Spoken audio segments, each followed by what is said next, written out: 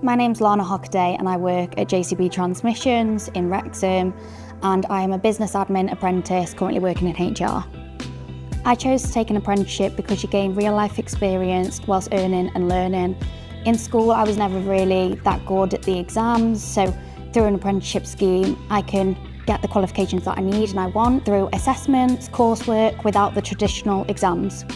I've had the exposure to go around different departments on placements throughout my time here, so that's helped me gain experience and build on my soft skills. I've never worked in the manufacturing industry ever before, and it was never something that I thought that I was ever going to do, but the job came up, I applied, I was up for the challenge and I was up to learn about something new and a new business. Working in the HR department, no 2 days are ever the same. Day to day I work on updating HR databases, reporting and managing absenteeism, working closely with the group leaders, the managers, looking at HR policies and supporting with HR meetings. The most rewarding part about my job is helping others, whether that be IT issues that they're facing or day-to-day problems, then knowing that I can give them that support can be really fulfilling.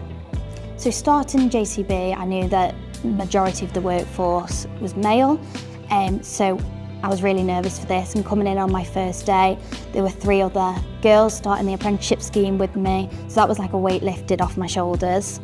Throughout my time here so far in JCB, I've never been made to feel like the odd one out. I feel like attitudes are changing towards women working in a male-dominated industry. Being a woman coming into a factory, I think that your opinion is very valued because you can spot things that they might think is the norm. The top 3 skills that I need to do my job well, I'd say, are communication, interpersonal and problem solving. I think the advanced manufacturing sector is such a wide sector with different variety of roles. So if you're interested in advanced manufacturing, then I'd definitely say seek work experience, go and look at your local businesses, see if they offer work experience opportunities, and definitely go and speak to your colleges because they will have connections with local businesses and they know what's best to offer to you.